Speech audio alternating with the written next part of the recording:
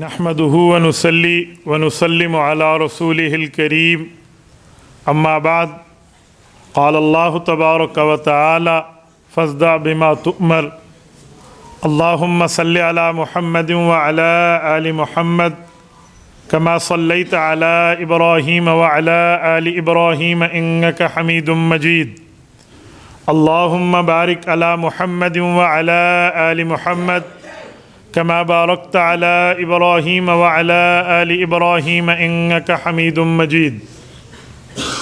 معزز دوستو، آج 9 دسمبر 2022 بروز جمعۃ المبارک ہے۔ ڈیرہ اسماعیل خان علاقہ ہمت جامع مسجد خلافت راشدہ میں آپ حضرات کی خدمت میں درس قرآن کریم کے حوالے سے موجود ہوں۔ یہ وہ مسجد اور وہ علاقہ ہے جو ہماری بنیادی یادوں سے وابستہ ہے۔ ہمت والوں نے تو شاید ہمت نہیں کی ہماری طرف آنے میں۔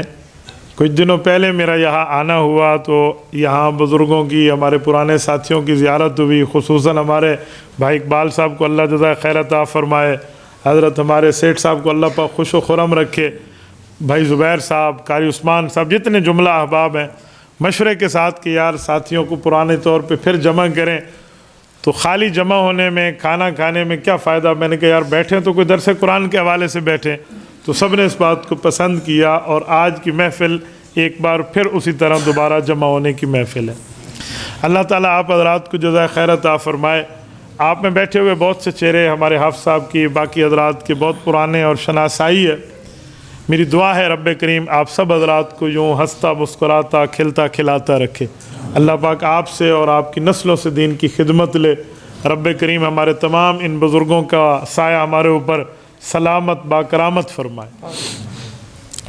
قرآن کریم اللہ تعالیٰ کی کتاب ہے، اور پورے قرآن کریم میں جس سورت کو قرآن کریم کا سردار بمعنی خلاصہ جس میں موجود ہے وہ سورۃ الفاتحہ کو کہا گیا ہے۔ سورۃ الفاتحہ اگر اس کو ہم غور اور بنظر غائر دیکھیں تو ایسے سمجھیں ہم نے مکمل کا مکمل قرآن پاک کا خلاصہ دیکھ لیا۔ تو میں چاہوں گا آپ کی خدمت میں سورۃ الفاتحہ کے مضامین اور سورۃ الفاتحہ کے اندر اللہ تعالیٰ نے جو آپ کو اور مجھے احکامات دیے ہیں، یہ چیزیں میں آپ کی خدمت میں رکھ پاؤں۔ یہ قرآن کریم کی ترتیب لکھائی، ترتیب کتابت کے اعتبار سے پہلی صورت ہے، لیکن یہ ترتیب نزول کی پہلی صورت نہیں ہے۔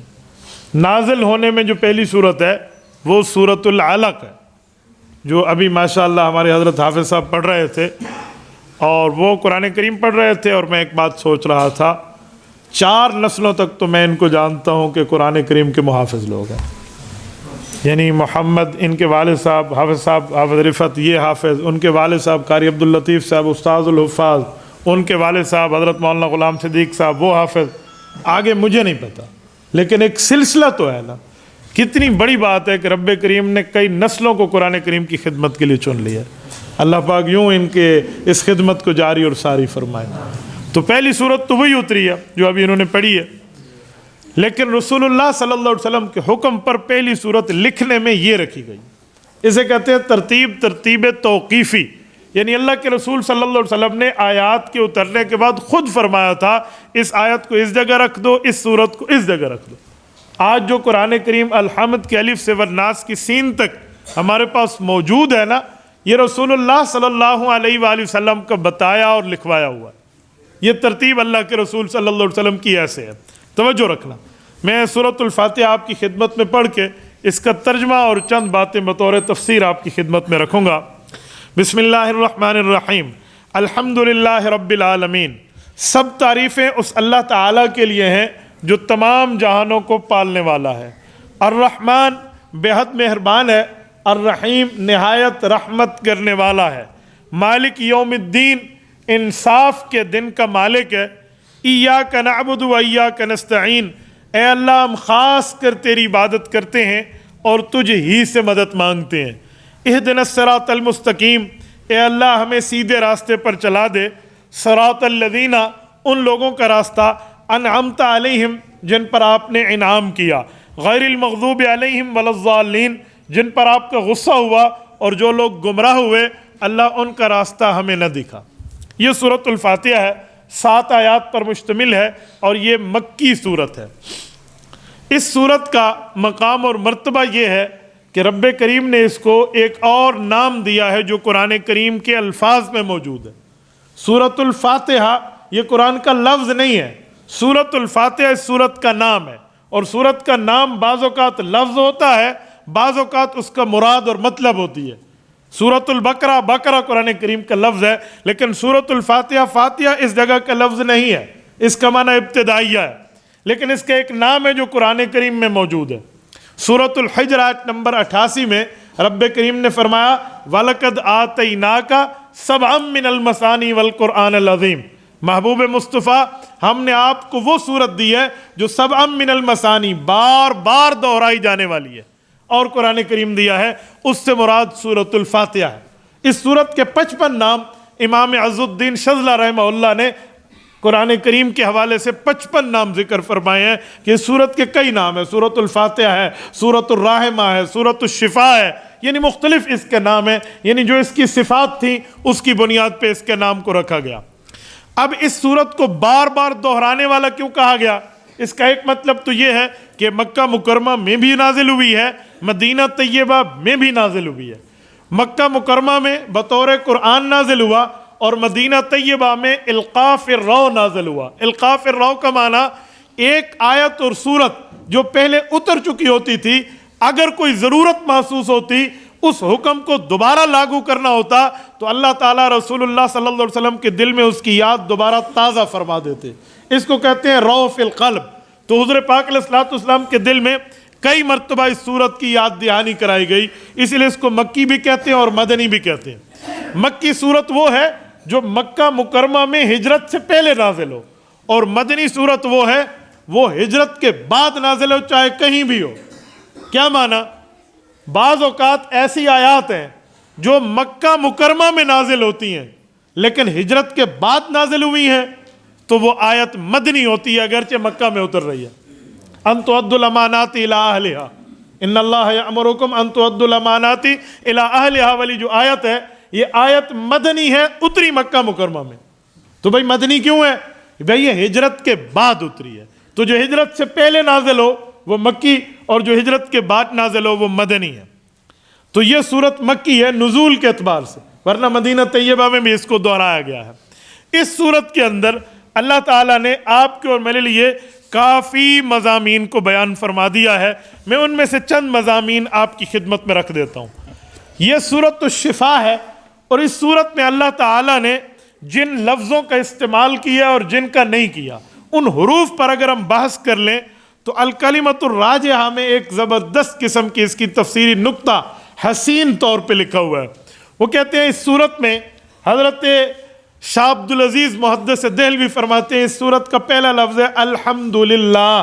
अल्हम्दुलिल्लाह के 8 हर्फ हैं और जन्नत के 8 दरवाजे हैं। फरमाया दिल की रज़ा और रग़बत के साथ अल्लाह ताला के खौफ और जन्नत के शौक़ से जो बंदा अल्हम्दुलिल्लाह 8 हुरूफ कहता है, अल्लाह इसके लिए जन्नत के 8 दरवाजे खोल देते हैं। और कलिमा राजिहा में एक ज़बरदस्त एक अजीब बात भी लिखी है। वो फरमाते हैं इस सूरतुल फातिहा में हुरूफ तहज्जी की 7 जो हैं वो अल्फाज जिक्र नहीं किए गए। सारे हुरूफ तहज्जी अलिफ से लेकर या तक, अलिफ बा ता, जो नाम है ना सूरतुल फातिहा के जितने अल्फाज हैं उनमें अलिफ से लेकर या तक के हुरूफ हैं, 28-29 हुरूफ हैं, लेकिन 7 हर्फ इसमें इस्तेमाल नहीं हुए। कौन कौन से? एक जीम, एक खा, एक ज़ा, एक फ़ा, एक ज़ा, एक सा और एक शीन। ये 7 हुरूफ हैं जो सूरतुल फातिहा में नहीं इस्तेमाल हुए।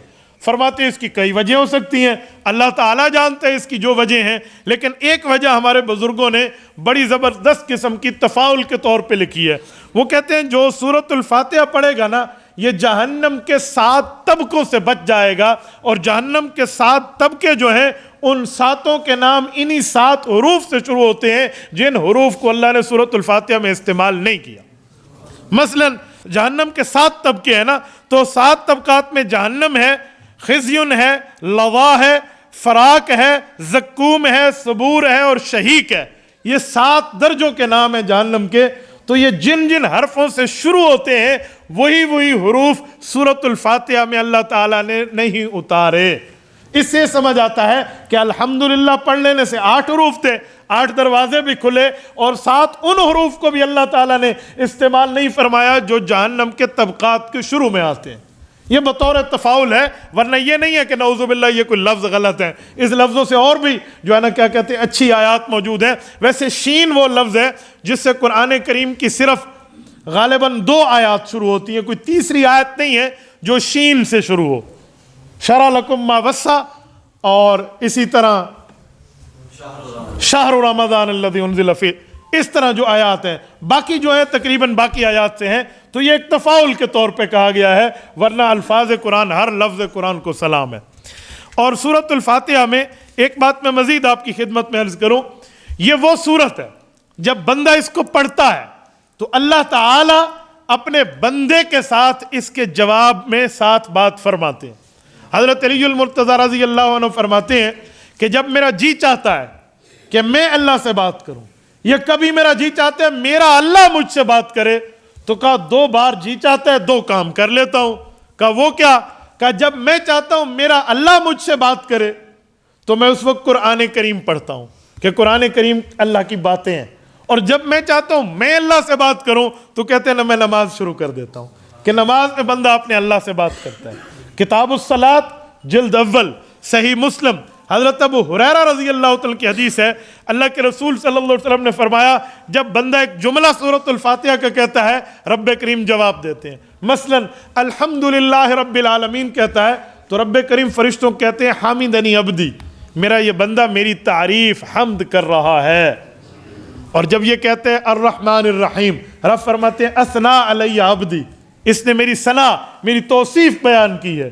جب یہ کہتے ہیں الرحمن الرحیم الحمدللہ رب العالمین مالک یوم الدین، جب قیامت کی بات فرماتا ہے تو رب کریم فرماتے ہیں دیکھو یہ آدمی جو بات کر رہا ہے نا مالک یوم الدین کہہ کر مجدنی عبدی، میری تمجید میری بزرگی بیان کر رہا ہے کہ قیامت تک کے لیے اس نے مجھے اپنا خالق و مالک مانا ہے. پھر اس کے بعد بندہ ایاک نعبد و ایاک نستعین پڑھتا ہے تو رب کریم فرماتے ہیں یہ جو مدد مانگ رہا ہے، یہ جو مدد مانگ رہا ہے، یہ مدد اس لیے مانگ رہا ہے تاکہ میں اس کی مدد کروں.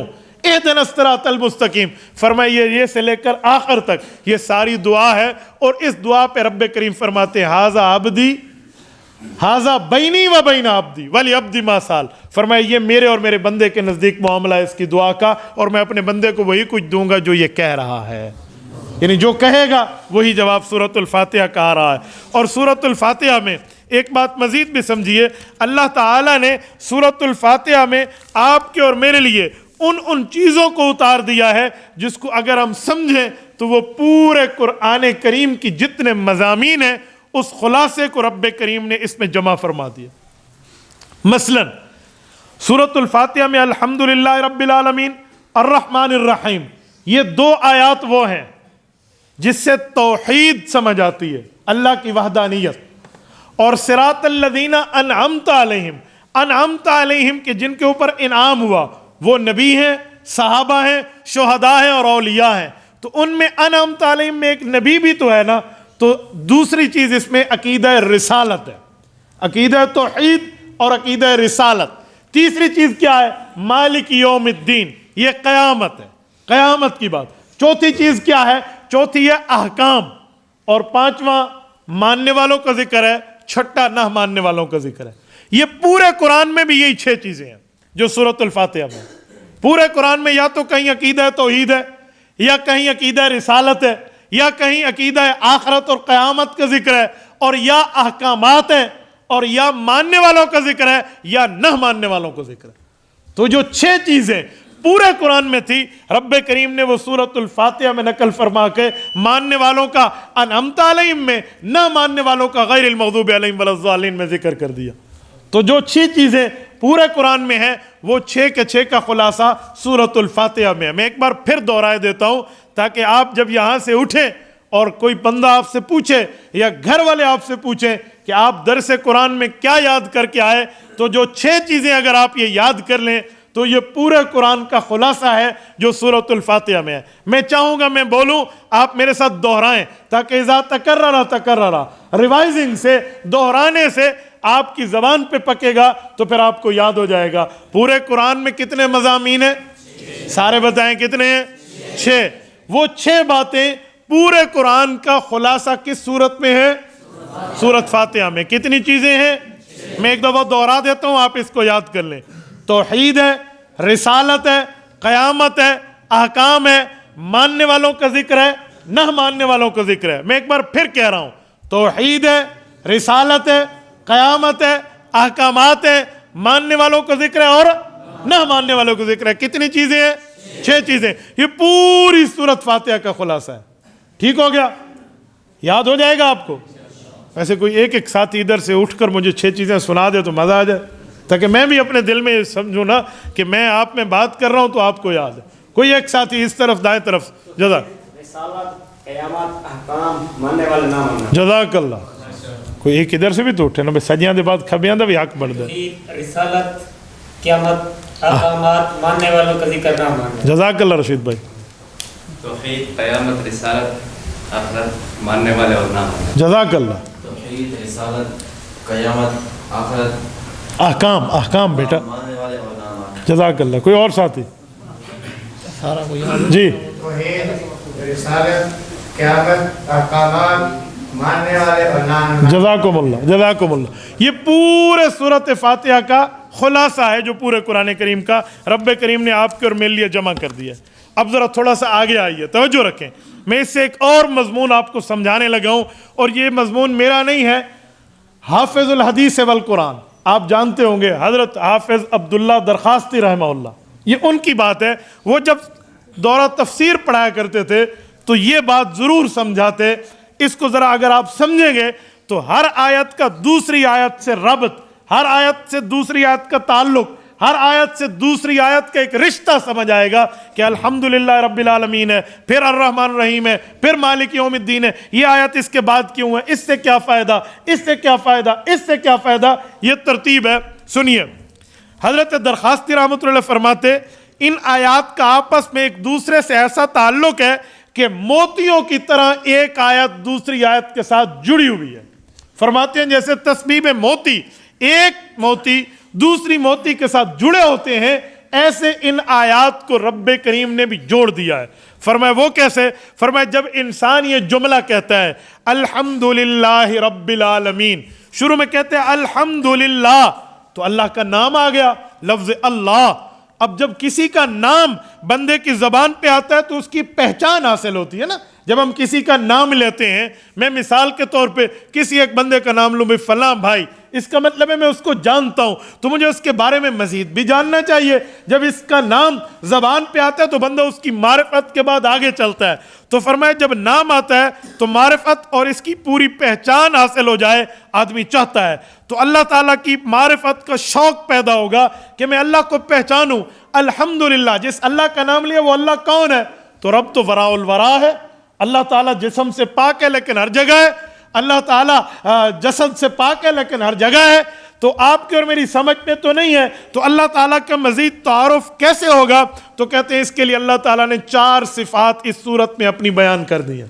الحمدللہ میں لفظ اللہ آیا تو آپ کے سامنے 4 باتیں کھل کے نکھر کے آ گئیں کہ وہ اللہ کون ہے۔ تو اللہ نے 4 صفات، اپنے 4 کام، 4 باتیں رب کریم نے اپنے بارے میں فار دی انٹروڈکشن، جسے ہم کہتے ہیں تعارف کے لیے، رب کریم نے پیش کر دیا۔ فرمایا پہلی صفت ہے رب العالمین، دوسری صفت ہے الرحمن، تیسری صفت ہے الرحیم، چوتھی صفت ہے مالک یوم الدین۔ کیا مطلب؟ جی آخرت کے دن کا مالک۔ جزاک اللہ۔ کیا مطلب؟ زبردست۔ یہ 4 چیزیں رب کریم نے ہمیں سمجھا دی ہیں۔ پہلی رب العالمین، اللہ وہ ہے جس کو تم جاننا چاہتے ہو، وہ تمام جہانوں کا رب ہے، پالنے سے لے کر مارنے تک کے تمام اختیارات، یعنی توحید کلی اللہ تعالیٰ کے لیے. نہ مارنے میں کسی غیر کا دخل ہے، نہ پیدا کرنے میں کسی غیر کا دخل ہے. رب چاہے تو بچہ بچی پیدا ہو، رب چاہے دونوں کو ملا کے پیدا کرے، رب چاہے کچھ بھی نہ پیدا ہونے دے. یَهْبُ لِمَن يَشَاءُ إِنَاثًا وَيَهْبُ لِمَن يَشَاءُ الذُّكُورَ أَوْ يُزَوِّجُهُمْ ذُكْرَانًا وَإِنَاثًا وَيَجْعَلُ مَن يَشَاءُ عَقِيمًا. کیا مطلب؟ رب چاہے بچی دے، رب چاہے بچہ دے، رب چاہے دونوں کو ملا کے دے. اس کا ایک مطلب ہے بچی اور بچہ دے، اور ایک مطلب جس کو ہم کہتے ہیں تیسری جنس جو پیدا ہوتی ہے یہ بھی مراد ہے. اور چوتھی فرمایا رب چاہے تو بانجھ بنا دے. یہ اللہ تعالیٰ کے کام ہے، اس میں دنیا میں کسی کا دخل نہیں ہے. لیکن ہمت والوں ایک جملہ کہتا ہوں، اللہ نے ترتیب جب شروع فرمائی نا، بچی دے، بچہ دے، دونوں ملا کے دے یا بانجھ بنا دے، تو اللہ نے شروع بیٹی سے کیا ہے. کس سے کیا ہے؟ اس سے ایک بات سمجھ آتی ہے کہ اگر کسی کی پہلی بیٹی پیدا ہو شادی کے بعد تو اس کو دل چھوٹا نہیں کرنا چاہیے. وہ یہ نہ کہے او ہو نعوذ باللہ میری تو شادی نحوست والی تھی، میری بیوی منحوس ہے. جیسے آج کل توہمات پرستی والے لوگ یہ کہتے ہیں ایندی دھی جمی ہے صحیح ہے تو فضول ہے. تو اللہ نے شروع تھنوں خدا دھی تو کی تھا، شروع پہلے اللہ تعالیٰ نے بیٹی سے کیا ہے. تو پہلے گھر میں بیٹی پیدا ہو تو اسی لیے اس کا برا نہیں منانا چاہیے، بلکہ یہ سمجھے ترتیب فطرت ہے، بلکہ یہ سمجھے یہ ترتیب قرآنی ہے. اور آپ کے اور میرے پاک پیغمبر حضرت محمد صلی اللہ علیہ وسلم کے گھر میں پہلی جو پہلا تحفہ آیا ہے وہ رحمت کا ہے. حضرت زینب رضی اللہ عنہ رسول اللہ کی پہلی بیٹی ہے، اسی لیے پہلے بیٹی پیدا ہو تو کبھی دل چھوٹا نہ کرے. میری الحمدللہ 4 بیٹیاں ہیں، تو میری بیٹی پر بیٹے بھی ہیں الحمدللہ. تو ایک ہمیں دوست کہنے لگا آپ کی 4 بیٹیاں ہیں، بیٹے ماشاءاللہ 2-3 ان سے کم ہیں، تو کبھی دل میں نہیں آتا کہ بیٹیاں زیادہ ہیں؟ میں نے کہا اللہ کے بندے یہ تو اپنے بس کی بات نہیں ہوتی، لیکن اللہ تعالیٰ نے کرم کر کے میری 4 بیٹیاں مجھے دے کر رسول اللہ کی 4 بیٹیوں سے نسبت فرما دی. اس پہ کون سا دل چھوٹا کرے بندہ؟ اس پہ کون سا دل چھوٹا ہے اللہ کے بندے؟ تو کبھی بھی اس پہ دل چھوٹا نہ کریں. تو پیدا کرنے سے لے کر مارنے تک تمام اختیارات کس کے؟ اللہ تعالیٰ. ایسے ہی موت ہے، موت کسی کے ہاتھ میں نہیں ہے. میں آج جمعہ کے خطبے میں، آج 15 جمادی الاولیٰ شروع ہو گئی ہے، تو جمعہ کے بیان میں جنگ موتا کا ذکر کر رہا تھا. موتا یہ اردن کا علاقہ ہے، لوگ اسے موتا کہتے ہیں. جنگ موتا علاقہ ہے، کرک سٹی ہے، وہاں سٹی کرک ہے جیسے ہمارے پاکستان میں بھی ہے، یہ اس جگہ کا علاقہ ہے موتا، اردن، جارڈن. تو وہاں کا میں آج بیان کر رہا تھا کیونکہ جمادی الاولیٰ سن 8 ہجری میں ہوئی ہے جنگ موتا. تو وہاں میں نے ایک جملہ کہا کہ حضرت خالد ابن ولید رضی اللہ عنہ 250 جنگوں میں شرکت کی ہے انہوں نے، اور ہر جنگ میں فتح پائی ہے، لیکن وفات پائی ہے تو بستر پہ. اور فرمایا کہ میری موت بزدلوں کو پیغام ہے کہ جہاد میں موت نہیں ہے، کہ جہاد میں اگر موت ہوتی تو میں شہادت کی موت کسی کافر کے ہاتھ سے لیتا، میں بستر پہ فوت ہو رہا ہوں. لیکن ہمارا ایمان اور عقیدہ ہے اللہ تعالیٰ اس شخص کو، حضور پاک نے فرمایا جو سچے دل سے شہادت کی طلب کرے اگرچہ شہید نہ ہو تو بستر کی موت بھی شہادت والی رب بنا دیتے. لیکن انہیں شہادت کی موت جنگ والی نہیں آئی، تو اس سے پتہ چلا موت اللہ کے ہاتھ میں، جب چاہے رب دے دے. جمعہ کے خطبے میں آپ حدیث پاک سنتے ہیں نا، الا وان النفس لن تموت حتى تستكمل رزقها، فرمایا جب تک مکمل رزق اپنا پورا نہیں کر لو گے اس وقت تک موت نہیں آئی. تو موت اور حیات کا مالک کون ہے؟ اللہ. تو اللہ کا تعارف چاہیے تھا. پہلی صفت ہے رب العالمین، دوسری صفت الرحمن. الرحمن کا معنی ہوتا ہے رحمت کرنے والا، مہربان، جس کو ہم ترجمے میں کہتے ہیں.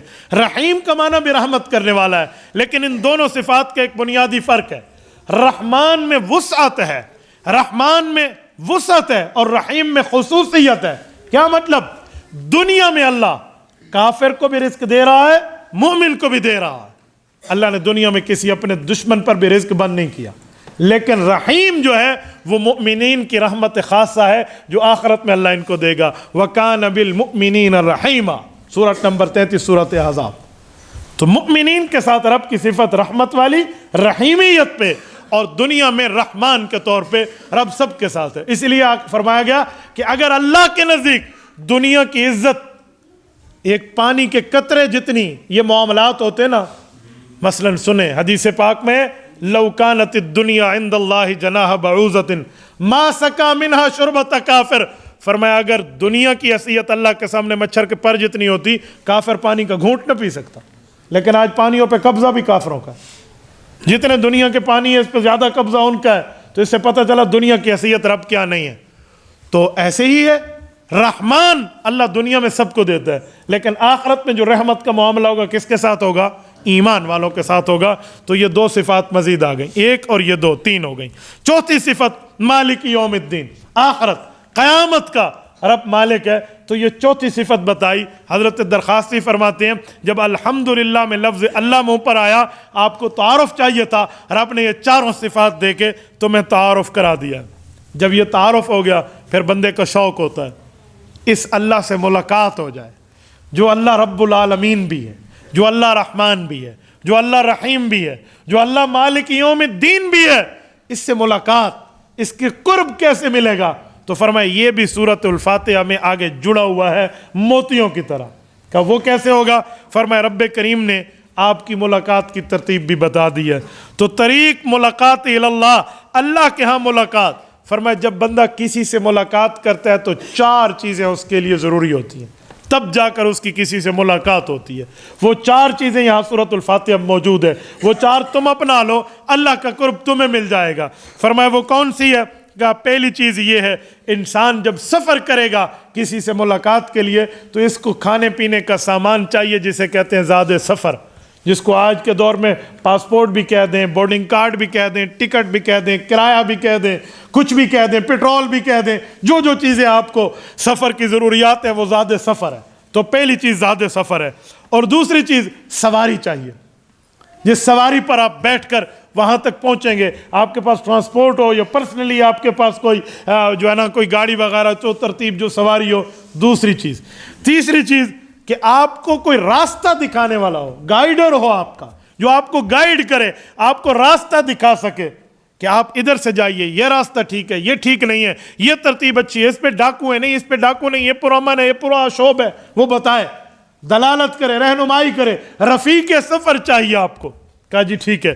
چوتھی چیز یہ چاہیے کہ تمہیں نقصان سے بچاؤ ہونا چاہیے، ورنہ راستے میں نقصان ہو گیا، تکلیف ہو گئی، کوئی ڈاکو پڑ گئے، کوئی اور تکلیف ہو گئی، تم اپنی منزل مقصود پہ جا کے ملاقات نہیں کر سکو گے۔ چار چیزیں تمہارے پاس ہوں، نمبر 1 زاد سفر، نمبر 2 سواری، نمبر 3 ساتھ چلنے والا رفیق سفر، نمبر 4 ڈاکے اور راہزنی سے حفاظت۔ تو کہا یہ چاروں چیزیں ملاقات اللہ میں تمہارے لیے اللہ تعالیٰ نے سورۃ الفاتحہ میں رکھ دی۔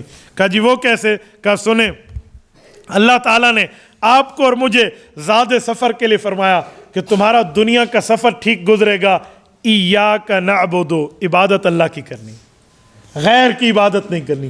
زاد سفر کے طور پہ تیرے پاس جو اعمال ہوں گے، جو نیکیاں ہوں گی، جو اچھائیاں اور بھلائیاں تو نے اپنے پاس رکھنی ہیں زاد سفر کے طور پہ، جنہیں تو استعمال کرے گا سفر میں، کھانے پینے کی چیزیں، اور دنیا میں عبادت تیرے پاس ہو۔ تو پہلی چیز ایاک نعبد، خالصتاً اللہ تعالیٰ کی تجھے عبادت چاہیے، تو یہ چیز اللہ سے ملاقات کرنے کا پہلا ذریعہ۔ دوسرا سواری چاہیے، تو اللہ سے ملاقات کے لیے سواری کون ہے؟ فرمایا وَإِيَّاكَ نَسْتَعِينَ، یعنی مدد بھی صرف اللہ سے لینی ہے، غیر اللہ سے مدد نہیں ہے، مدد صرف اللہ سے ہے۔ تو جب اللہ سے مدد مانگے گا تو تو وہاں تک جا کر پہنچے گا، تو اللہ سے مدد مانگنا گویا تیرے لیے آخرت تک پہنچنے کی سواری ہے، جس میں کسی غیر کی رکاوٹ نہیں ہے۔ یار میں اپنے اکابرین علماء دیوبند کے علوم پر حیران ہو جاتا ہوں کہ رب کریم نے ان کو کیسے سمجھانے کا ملکہ دیا تھا، کیسی صلاحیتوں سے اللہ تعالیٰ نے ان کو نوازا تھا۔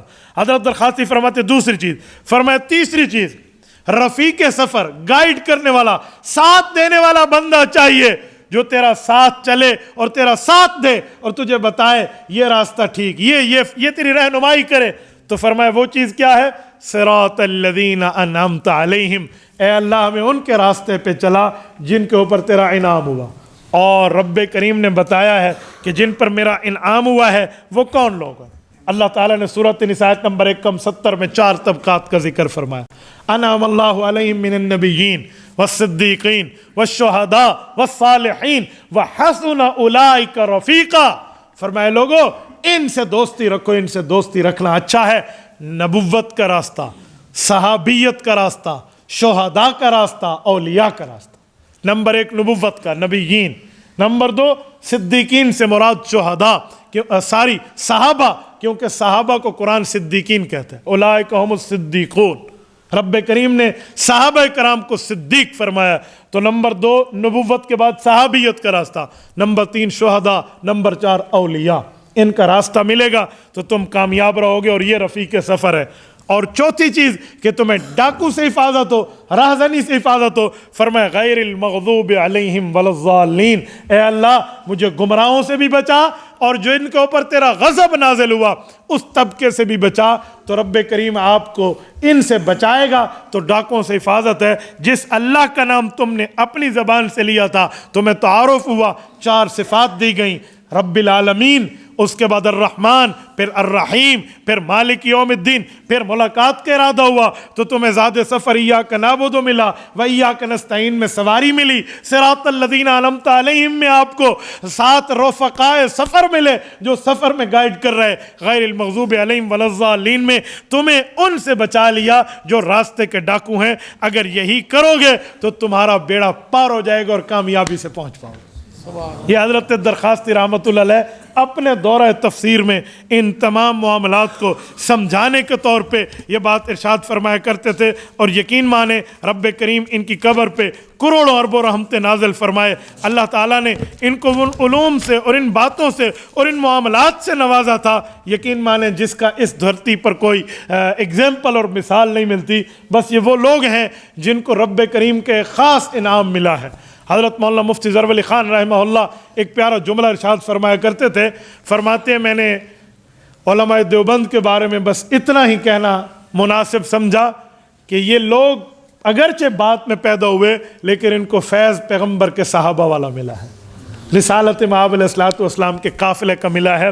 اور واقعی یہ علماء دیوبند کو اللہ تعالیٰ نے صحابہ کرام کی اولاد بنایا. حضرت ابوبکر، حضرت عمر، حضرت عثمان، حضرت علی رضی اللہ عنہم، ان چاروں کی اولادیں دارالعلوم دیوبند کے اساتذہ ہیں. مولانا محمد قاسم نانوتوی، مولانا احمد نانوتوی، مولانا قاری طیب قاسمی اور مولانا الیاس دہلوی بانی تبلیغی جماعت، یہ چاروں حضرت ابوبکر صدیق کی اولاد ہیں. یہ چاروں نسل صدیقی ہیں. اس سے آگے آئیں حضرت مولانا اشرف علی تھانوی رحمہ اللہ، ان سے پہلے شاہ ولی اللہ محدث دہلوی رحمہ اللہ، حضرت شاہ عبدالعزیز محدث دہلوی رحمہ اللہ، شاہ عبد القادر محدث دہلوی رحمہ اللہ، شاہ عبد الغنی محدث دہلوی رحمہ اللہ، اور پھر شاہ اسماعیل شہید رحمہ اللہ، اور آخر میں حکیم الامت مولانا اشرف علی تھانوی رحمہ اللہ. یہ نسباً فاروقی ہیں، حضرت عمر کی اولاد ہیں. اس سے آگے آئیں مولانا عزیز الرحمن عثمانی، مولانا شبیر احمد عثمانی، مفتی محمد شفیع عثمانی، مولانا ظفر احمد عثمانی. یہ لوگ حضرت عثمان غنی رضی اللہ عنہ کا نسب ہے اور یہ نسباً عثمانی اور حضرت عثمان کی اولاد ہے. اور چوتھے نمبر پہ حضرت علی المرتضیٰ کی اولاد تو شیخ العرب والعجم مولانا سید حسین احمد مدنی، مولانا سید انور شاہ کاشمیری، مولانا سید اصغر حسین دیوبندی رحمہ اللہ میرے دوستو، اور مولانا سید مرتضیٰ حسن چاندپوری رحمہ اللہ. یہ حضرت علی المرتضیٰ کی اولاد ہے. تو جو ان سے اللہ نے کام لیا تھا نا وہ اللہ تعالیٰ نے ان کو عطا فرمایا. تو رب کریم نے اپنے سے ملاقات کے لیے آپ کو ہمیں سورۃ الفاتحہ دی. سورۃ الفاتحہ میں مضامین کا خلاصہ بھی دے دیا اور ہمیں سے اپنی ملاقات کی ترتیب بھی بتا دی کہ اس کے مطابق عقیدہ اور عمل تمہارا ہوگا تو تمہارا دنیا میں بیڑا پار ہے، اور جس کا دنیا میں بیڑا پار ہے اسی کا آخرت میں استقبال ہے. اب سورۃ الفاتحہ سے کچھ احکام اور مسائل کی بھی میں 1-2 باتیں آپ کو کر دوں. سورۃ الفاتحہ بہت بڑی سورت ہے، بہت بڑا مقام ہے، بہت بڑا درجہ ہے. اسے نماز میں پڑھا جاتا ہے، ٹھیک ہے، لیکن ایک مسئلہ یاد رکھیں، جماعت ہو رہی ہو تو امام پڑھے گا، مقتدی نہیں پڑھے گا. اکیلے پڑھ رہے ہو تو ساری تلاوت بندہ خود کرے گا. یہ سورۃ الفاتحہ میں متعلقہ مسئلہ ہے، میں آپ کو سمجھا دوں. امام پڑھے گا، مقتدی کا پڑھنا ہو جائے گا. کوئی دلیل؟ کئی دلائل ہیں، کئی دلائل.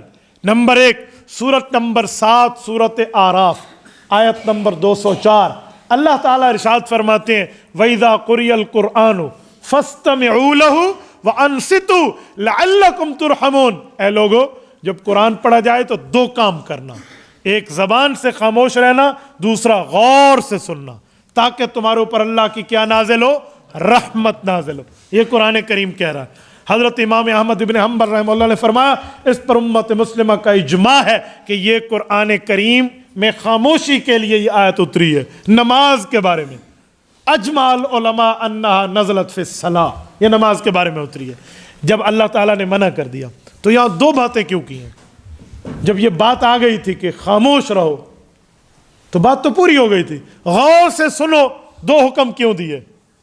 حضرت ابو عبداللہ رحمہ اللہ صاحب مدارک تفسیر نصفی والے وہ ایک عجیب جملہ فرماتے ہیں نمازیں دو قسم کی ہیں، اس لیے احکام بھی دو قسم کے. کہا ایک نماز سری، ایک نماز جہری. سری نماز کون سی ہے؟ جس میں امام آہستہ تلاوت کرتا ہے. ظہر عصر دو نمازیں، ظہر اور عصر. اور جہری تین نمازیں، فجر مغرب اور عشاء. یہ جمعہ اس میں ملا لیں، اس میں امام بلند آواز سے پڑھتا ہے. تو کہا جب امام اونچا پڑھ رہا ہو تو پھر سنا جاتا ہے غور سے، بولا پھر بھی نہیں جاتا. اور جب امام آہستہ پڑھ رہا ہو بولا پھر بھی نہیں جاتا، تبھی فرمایا خاموش رہو. تو دونوں نمازیں چاہے سری ہوں چاہے جہری ہوں امام کے پیچھے سورۃ الفاتحہ مقتدی نے نہیں پڑھی. پیغمبر کریم صلی اللہ علیہ وسلم نے اس بارے میں ہمیں رہنمائی فرمائی ہے. صحیح مسلم کی صحیح حدیث جلد اول صفحہ 178 حضرت رسول اللہ صلی اللہ علیہ وسلم کا فرمان حضرت ابو موسیٰ اشعری رضی اللہ عنہ کے واسطے سے موجود ہے. فرمایا انما جعل الامام لیتم بہ. امام مسلم صحیح حدیث لائے ہیں. فرمایا امام اس لیے بنایا جاتا ہے تاکہ تم اس کی پیروی کرو. فرمایا یا رسول اللہ پیروی کی تشریح فرما دیں. فرمایا فَإِذَا كَبَّرَ فَكَبِّرُوا. امام بھی تکبیر کہے گا تم بھی تکبیر کہو گے، یہ کام تم دونوں نے کرنا ہے. یا رسول اللہ جی ٹھیک ہو گیا. فرمایا وَإِذَا قَالَ، جب وہ امام بھی تکبیر کہے تم بھی تکبیر کہو، ٹھیک ہو گیا. وَإِذَا قَرَأَ، جب امام قرآن پڑھے سورۃ الفاتحہ اور اگلی سورت دونوں قرآن ہے. فَأَنصِتُوا، پھر مقتدی نے چپ رہنا. وَإِذَا قَالَ غیر المغضوب علیہم ولا الضالین، جب اکیلا امام قالا، وَإِذَا قُلْتُمْ نہیں ہے، جمع کا صیغہ نہیں ہے، اکیلا ہے، واحد کا صیغہ ہے. پتہ چلا سورۃ الفاتحہ اکیلے امام نے پڑھنی ہے. وَإِذَا قَالَ غَيْرِ الْمَغْضُوبِ عَلَيْهِمْ وَلَا الضَّالِّينَ، جب امام سورۃ فاتحہ پوری کر لے فَقُولُوا آمین، پھر آپ نے آمین کہنا. ٹھیک ہے، تو پتہ چلا امام اور مقتدی دونوں نے تکبیرات تو کہنی، اللہ اکبر اللہ اکبر، سامع اللہ لمن حمدہ کا جواب ربنا لک الحمد، یہ تو کہنا ہے. لیکن قرآن کریم مقتدی نے نہیں پڑھنا. ہاں مقتدی نے آمین کہنا ہے، وہ بھی آہستہ. میں آگے چاہ کر دلائل دیتا ہوں کہ آمین یہ اس کے بعد میں بات کرتا ہوں. میں سورۃ الفاتحہ کو مکمل کر لوں تو آپ نے آمین کہنا ہے. چلو میں یہاں مکمل کر لوں، پتہ نہیں بعد میں ایک کلپ کسی اور طریقے پہ اپلوڈ ہو تو لوگ کہیں گے پتہ نہیں دوسرے کلپ نو کتنے لبیے ودے. توجہ، آمین آپ نے کہنا ہے اور آہستہ کہنا ہے. کوئی پوچھے دلیل، میں دلیل ذکر کر رہا ہوں. حدیث پاک میں ہے رسول اللہ صلی اللہ علیہ وسلم نے فرمایا اذا امن الامام فامنوا، جب امام آمین کہے تو تم بھی آمین کرو. فمن وافق تامینہ تامین الملائکہ غفر لہ ما تقدم من ذنبی. فرمائے فرشتے بھی آمین کہتے ہیں، جس کی آمین فرشتوں کی آمین سے مل گئی اس کے گناہ معاف ہے. حدیث میں فرشتے کیسی آمین کہتے ہیں تاکہ ہماری آمین اس کے برابر ہو جائے. آپ نے اور کبھی ہم نے فرشتوں کی آمین کان سے سنی ہے؟ تو اس سے پتہ چلا حضور پاک ہمیں آہستہ کی ترغیب دے رہے ہیں. حضور نے فرمایا جس کی آمین فرشتوں کی آمین سے مل گئی، فرشتہ بھی آہستہ کہتے ہیں، ہم بھی آہستہ کہیں گے، گناہ معاف ہو جائیں گے. یہ ہے فمن وافق تامین تامین الملائکہ کا معنی. لوگ یہ سمجھتے نہیں بس امام ولا الضالین کر میں فوراً آمین کہہ دوں تاکہ اسی دوران فرشتے کی الف سے الف ملے اور حمزے سے حمزہ ملے اور نون سے نون ملے. یوں نہیں ہے، کیفیت مراد ہے کہ جیسے اس نے کہا اس کی کیفیت آہستہ تھی ویسے تم نے بھی کہنا ہے تمہاری کیفیت آہستہ ہے، ورنہ فرشتوں سے آمین ہماری ملے گی کیسے؟ تو آمین بھی آہستہ. سورۃ الفاتحہ امام ہی پڑھے گا. دوسری دلیل، تیسری دلیل حضرت رسول اللہ صلی اللہ علیہ وسلم کا فرمان شرح معانی الاثار میں امام طحاوی رحمہ اللہ نقل فرمایا من کان لہ امام فقراءۃ الامام لہ قراءۃ. اگر تم امام کے پیچھے نماز پڑھ رہے ہو، امام پڑھے گا تمہارا پڑھنا ہو جائے گا. یہ حضور پاک علیہ السلام نے. حضرت امام اعظم ابو حنیفہ رحمہ اللہ صحابہ کرام کے شاگرد ہیں. جب انہوں نے یہی مسئلہ بتایا سمجھایا، کچھ لوگوں کو اس پر سوال اٹھا. وہ امام صاحب کے پاس بحث کرنے آ گئے. 15 آدمی تھے اور 15 کے 15 آ کر بول رہے ہیں یہ کیسا مسئلہ ہے، یہ کیسا جواب ہے، امام پڑھے گا ہمیں پڑھنا چاہیے تاکہ قیامت میں انہیں بھی اجر ملے ہمیں بھی اجر ملے. اس طرح کی دلیلیں شروع کی. امام صاحب نے کہا اللہ کے بندے بحث تو ہو جائے گی, مناظرہ ہو جائے گا, لیکن ایک بات بتاؤ, عقل مند ہو یا نہیں ہو؟ انہوں نے کہا جی عقل تو ہے. تو کہا پھر عقل سے سوچو, تم 15 زبانیں رکھتے ہو, میں ایک بیٹھا ہوں, ایک کے ساتھ ایک کی بات کرو, میں 15 بندوں سے بات کروں گا. تو وہ تھوڑے شرمندہ ہوئے اور کہنے لگے جی گاہل تو بابے جی دی ٹھیک ہے. تو ایک دوسرے کو کہا کہ ایک بندے کو انہوں نے کہا جی وڈے مولوی کو اگو کرو. تو جو ان کا بڑا مولوی صاحب تھا اس کو کہا تو دلیل دے. تو وہ آگے ہو گیا, ہاں جی مجھ سے بات کریں. امام صاحب نے کہا جو 14 آدمی پیچھے ٹھہرے ہیں یہ کیا کریں گے؟ انہوں نے کہا چپ رہیں گے. کہا کیوں چپ رہیں گے؟ ان کی دلیلیں. انہوں نے کہا جی میں دلیل دوں گا, ان کی دلیلیں ہو جائیں گی. امام صاحب نے کہا ایک بار پھر کہنا. انہوں نے کہا جی میں دلیل دوں گا, میرے ساتھیوں کی دلیلیں ہو جائیں گی. کہا یہی تو میں کہتا ہوں کہ امام سورۃ فاتحہ پڑھے گا, مقتدیوں کی ہو جائے گی. ابھی مناظرہ شروع ہی نہیں ہوا تھا کہ اگلوں کو جان کے لالے پڑ گئے. یہ ہے امام اعظم ابو حنیفہ. انہوں نے کہا جی انہیں کل توبہ ہے, تے مسئلہ لوٹا لٹتے بن سکتا. تو انہوں نے کہا یہی میں کہہ رہا ہوں کہ تمہارے بندے دلیل نہیں دے رہے, تم دو گے ان کی طرف سے ہو جائے گی, کیوں تم بڑے ہو. ایسے امام بھی بڑا ہے, سورۃ فاتحہ پڑھے گا, مقتدیوں کی طرف سے ہو جائے گا. تو قرآن صرف امام نے پڑھنا ہے. تو یہ حدیث پاک ہے. تیسری کے بعد چوتھی دلیل, ایک حدیث اور بھی ہے جس پر لوگ ہمارے اوپر سوال کرتے ہیں. وہ حدیث کیا ہے؟ اس حدیث کو سمجھیں, صحیح حدیث ہے. فرمایا لا صلاۃ لمن لم یقرأ بفاتحۃ الکتاب, سورۃ فاتحہ نہیں پڑھو گے نماز نہیں ہوگی. لوگ سمجھتے ہیں اس کا مطلب ہے مقتدی بھی شامل ہے, حالانکہ یہ مقتدی کے لیے نہیں ہے. حضرت جابر رضی اللہ عنہ پیغمبر کے صحابی ہیں, جلد اول جامع ترمذی ابواب الصلاۃ میں فرماتے ہیں انما اذا کان وحدہ, حضور نے یہ اکیلے نمازی کو کم کیا ہے کہ سورۃ فاتحہ نہیں پڑھو گے نماز نہیں ہوگی. یہ صحابی بتاتا ہے معنی, لیکن میں جملہ سمجھانے لگا ہوں. میں کہتا ہوں اگر یہی مطلب ہے کہ جو سورۃ فاتحہ نہیں پڑھے گا نماز نہیں ہوگی, یہ مقتدی کے لیے بھی ہے, تو ایک اور بھی روایت ہے. وہ روایت ہے لا خطبۃ لا جمعۃ الا بخطبۃ, کہ خطبہ نہیں پڑھو گے جمعہ نہیں ہوگا. یہ بھی حدیث ہے, خطبہ نہیں پڑھو گے جمعہ.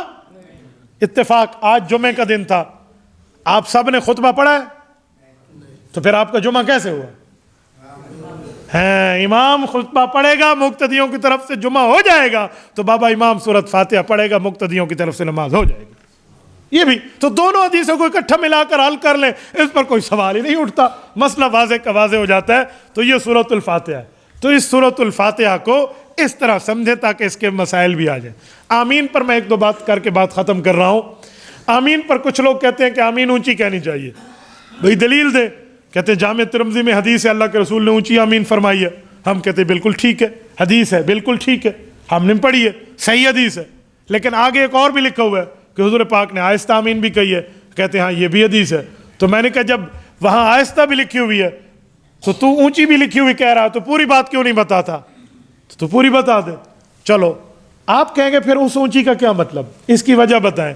بھائیو اس کی وجہ یہ ہے, صحابہ کرام فرماتے ہیں دلائل النبوہ میں حدیث ہے کہ اللہ کے رسول نے اس جگہ آمین اونچی کہی تاکہ پچھلوں کو پتہ چلے ولضالین کے بعد جب سورت شروع کرتا ہوں اس دوران خاموش نہیں رہتا, میں آمین کہتا ہوں تاکہ ان کو پتہ چلے.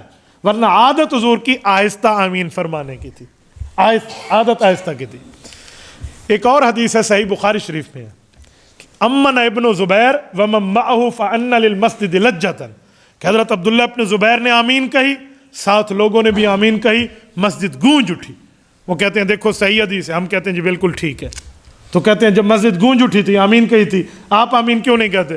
ہم کہتے ہیں بھائیو عقل سے بھی تو کام لو.